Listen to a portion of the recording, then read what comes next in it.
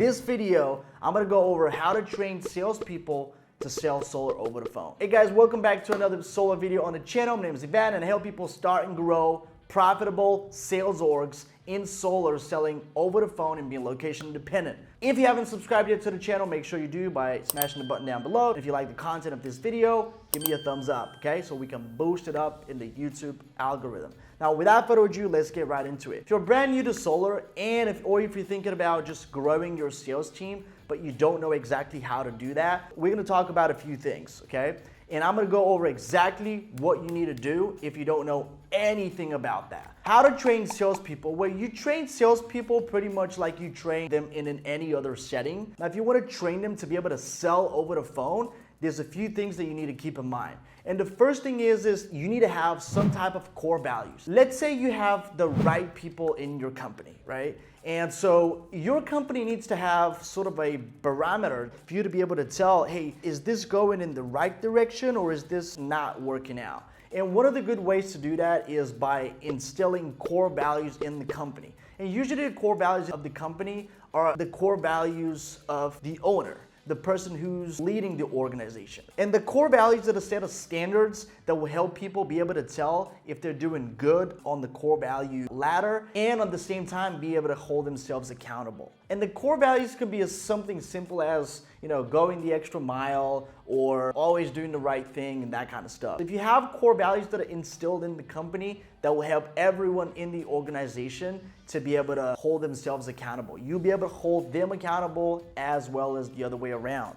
So you need to have core values. You need to have a barometer to be able to tell if people are doing good on that. And core values do exactly that. Now, the second thing is, if you want to train people well, obviously you need to record your calls at all times. Even if you're doing in-home consultations, you need to record those calls, right? They need to have their phone in the pocket recording, because if it's not recording, you can't go back to it and you cannot possibly help them out when they're trying to find out what they did wrong in the sale. A step beyond that is you need to have someone who's called a quality assurance. And usually they have that in call centers, but it doesn't hurt to have somebody that can listen to the calls. Usually that quality assurance, you can have it for your call center if you have a call center, right? We have a call center, so I have a quality assurance. If you have a sales team, you can also have that quality assurance individual listen to their calls. But even better yet, if you have a sales trainer, they can devote some of their time to listen to the rest of the team's calls and then bring it up in the training calls.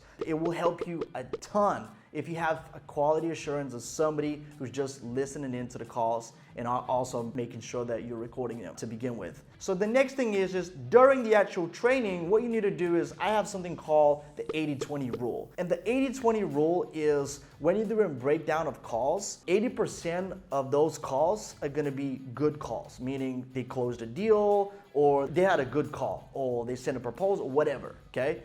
That's a good call. 20% of all the calls that you go through during training should be calls that were not good, which is it cost them the sale. They couldn't handle objection the right way, so it cost them the sale, right? And the reason why I have the 80-20 as opposed to 50-50 and listening to negative and positive feedback equally is because I like to reaffirm what needs to be done as opposed to, hey, this is what you should have done, this is what you shouldn't do, okay?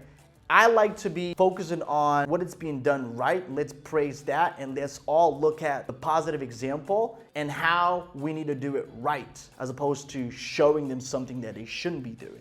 And if you have more than 2 or 3 salespeople and you have a bunch of calls every single week, it's very unproductive if you're the person doing the listening into all the calls and taking all the notes. So that's why you need to have a quality assurance or somebody else like a sales trainer that will be listening into the calls so those calls later on can be addressed during the training. Now, another thing I want you to pay attention to is kind of like a trap. Like you start thinking, okay, I've already gone through a lot with my salespeople. Let's say they've been doing it for like 5-6 months. Like they know everything. It feels like we're repeating the same shit over and over and over again every single day. If you feel that way, that's more than normal. But I'm here to tell you that the best sales orgs in the world, doesn't matter if it's solar or some other industry, they're doing training every single day and they're doing it with passion. And the quickest way to find out if someone doesn't belong in your organization is if they stop moaning about, oh, I already know that. No. It's not about what you know, it's about being reminded of what you know. Because a lot of the times, we need to be reminded more than we need to be taught. We know a lot of the stuff that we talk about, but we don't do it. So what difference does it make? The bottom line is you need to have sales training on a daily basis, preferably before the start of your workday, so everyone can recalibrate and be on the same page and be motivated, be pumped up, because sometimes you wake up and you're not in the greatest mood, but you do not want to take that into calls and waste opportunities. So the quickest way possible to get everyone recalibrated and good to go is by having those sales trainings. And last but not least, you need to make sure that you're showing stats. You need to make sure you have some type of board or some type of stats where you keep statistics. Who's doing better? Who's sold the most deals this week? Who's done the most proposals? Who's done this? Who's done that, right? And you need to have this because the nature of salespeople is they're very competitive. That's something that they thrive on,